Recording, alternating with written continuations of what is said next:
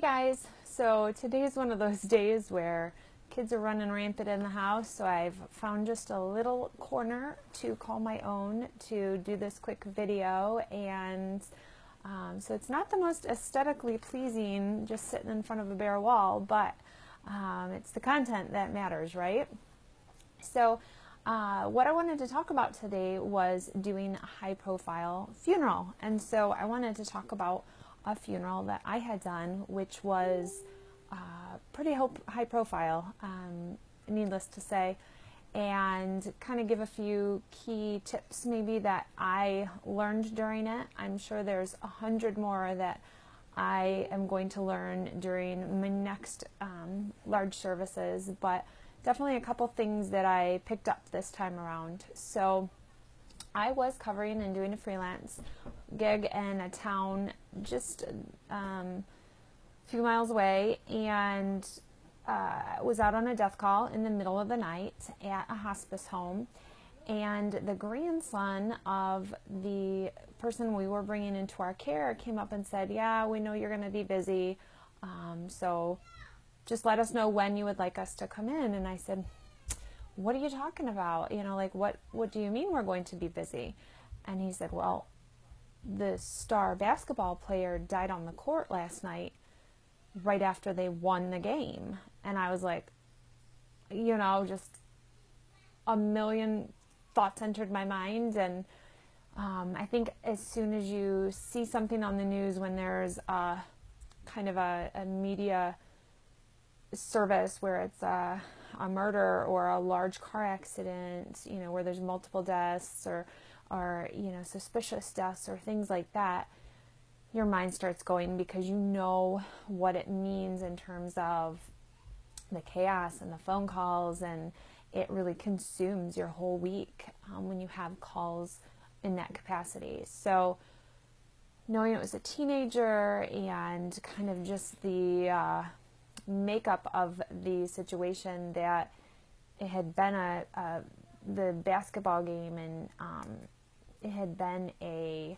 kind of big, huge moment for the community. And so I knew that it was going to be big from the moment he said that. So I made sure and assured him that it would not affect the care that his family was going to be receiving. And I set arrangement times with them, and so I met with them the next morning and figured that would give me enough time with the other family in the afternoon. And so I didn't hear anything about the teenager's death in the morning, and so I made arrangements, just waiting for the call,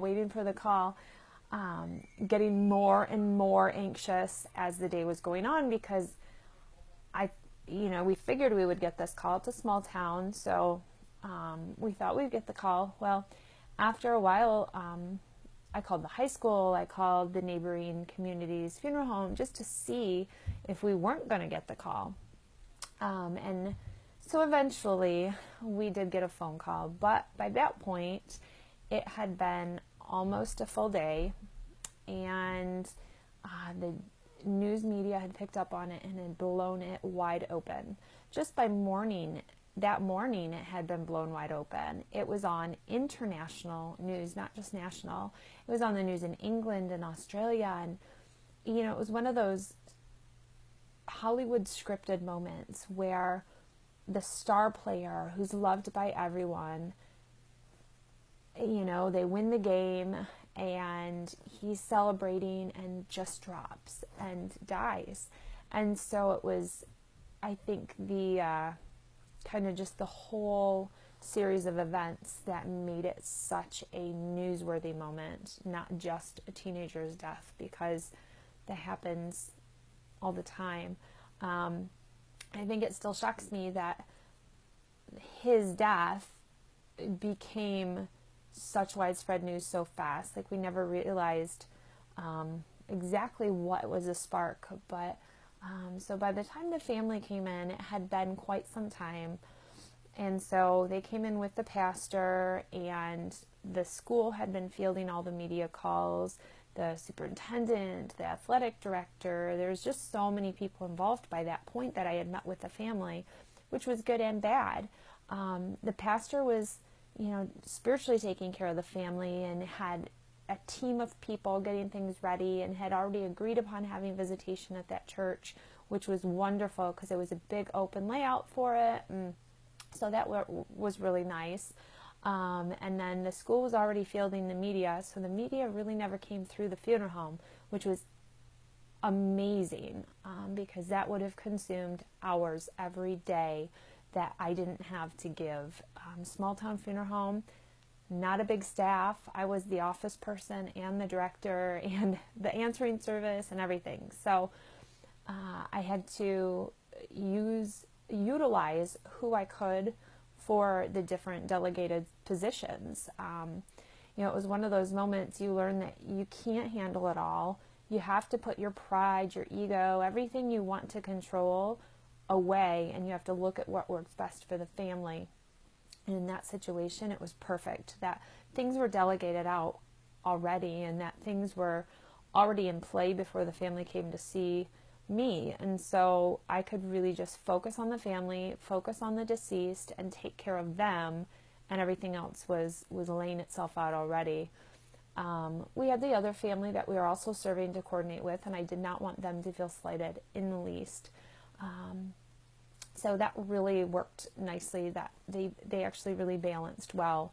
We had to wait a day in between visitation and service for the teenager because there was another basketball game that the family wanted to be part of, and they wanted the teammates to be,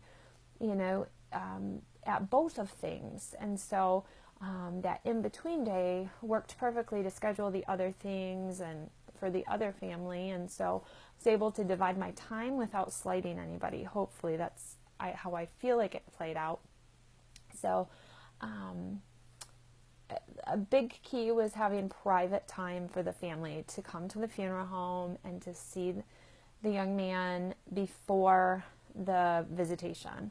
Doing a 1 or 2 hours before visitation is not going to cut it when you know it's going to be huge. When you know that family is going to be greeting thousands of people for hours straight, it's crucial to have a separate day, morning of, something time, I think, to have that visitation with just the immediate family. That in itself is such an emotional, exhausting period, and so to put that before a huge visitation is not ideal and is not very good. So doing it separate was really awesome. How things played out.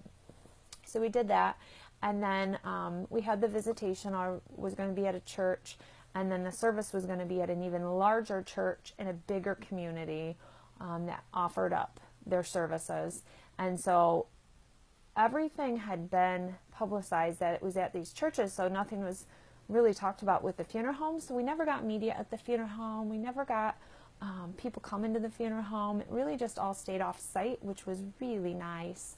I think it was just nice because it allowed me to focus. Like I said, I wasn't distracted by the chaos that was going on.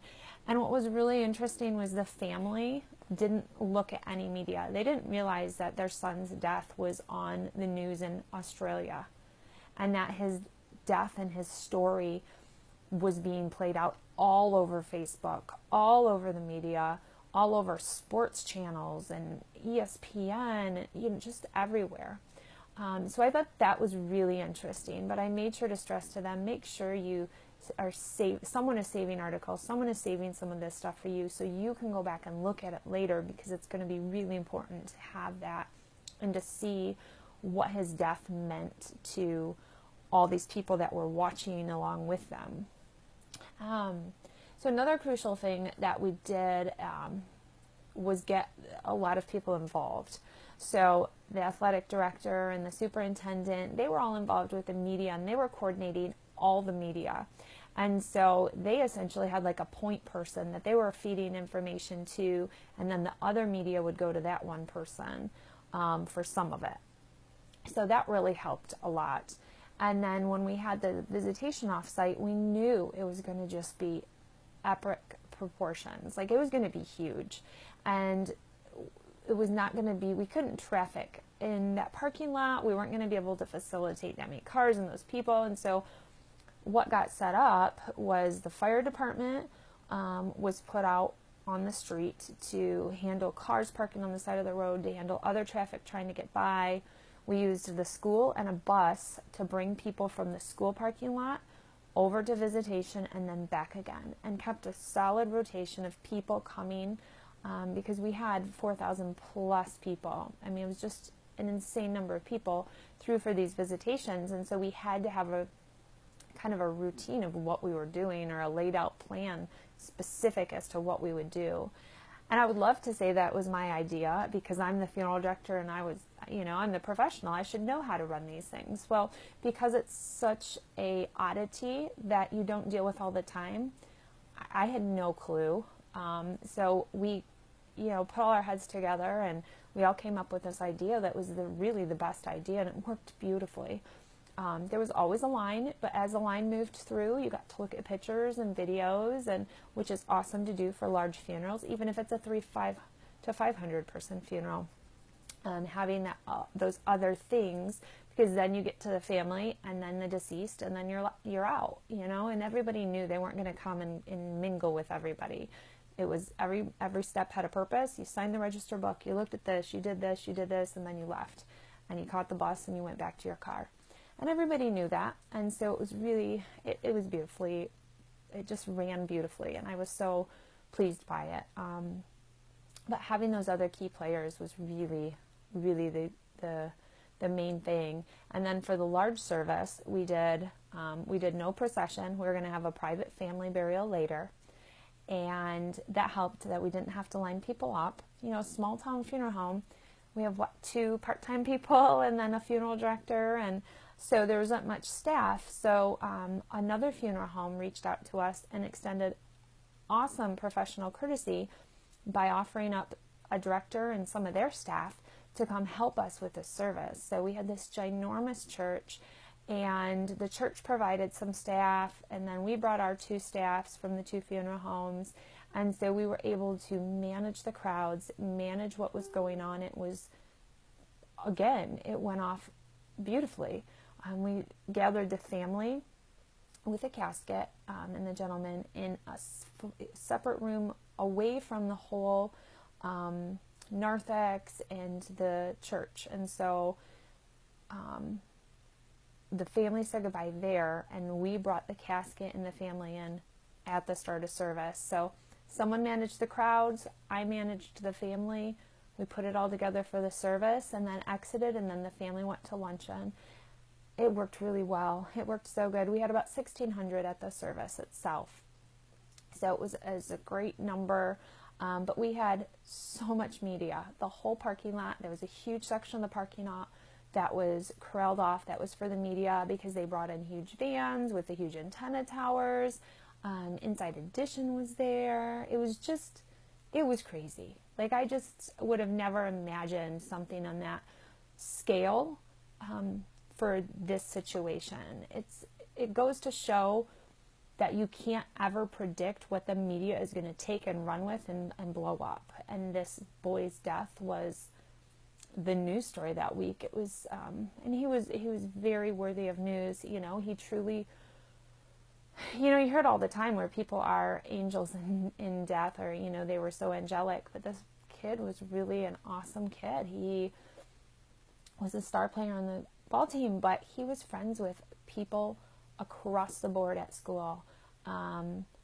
He was friends with the kids in the special ed class. He was friends with kids in, every type of sport, every type of situation. He just was a great kid. And I think that just added to why it was so, it caught on so much in the media. So I think that the biggest things I learned from doing this was making sure the family has some private, making sure it's private and removed from the public, some of those moments that they have and some of those things that they have to decide, making sure they get their time with the person, because those public times, the funeral, the visitation, those things, they are never going to have a chance to be with the deceased during those. Those are for everybody else. Those aren't really for the parents to spend with the deceased. Those are for the public to see the deceased and to visit with the parents. So having that private time as much as they need with their immediate family is key. And making sure your ego is put on the shelf, you know, and not just thinking because you're the funeral director that you are going to make all those final decisions or have the best ideas for how things will run and how things will go, because you just never know. You know, I never would have thought that you know, how can you ever train for totally a situation where you're going to be on ESPN that night because you're pushing the casket, or that Sports Illustrated is calling you about 2 months later to interview you for a news story that they're doing in the magazine about this kid. You know, I never would have imagined. It's not something you kind of are ever taught how to deal with. You just kind of figure it out. But I think at the end of the day, the key was to focus on the family. And I think it worked really well because I was freelance and I was filling in. I wasn't the normal small town funeral director. And so people couldn't call me for inside information or inside times or things because I didn't know anybody. I couldn't play favorites with anybody. But I developed quick relationships within the community, with the fire department and with the people at the school. I made sure that after everything, I sent them thank you cards for being so intricate in how well things went and for being such a big help to me as an outsider coming in to help their community. So, you know, cherish those relationships you build and make sure you thank those people for being involved, and make sure you don't take them for granted, because you're going to want them again when you have the next big service. Even like I said, a 300 to 500 person service is a large service. You want help. So use those as training yourself for what it will be when it's that, you know, 1,500 plus service. So hopefully you guys got a couple tips that maybe will help down the road if you have a big high profile funeral as well. And I would love to hear if you guys have had some similar situations that you've handled and how you've handled it and what you've learned from them. So thanks, guys.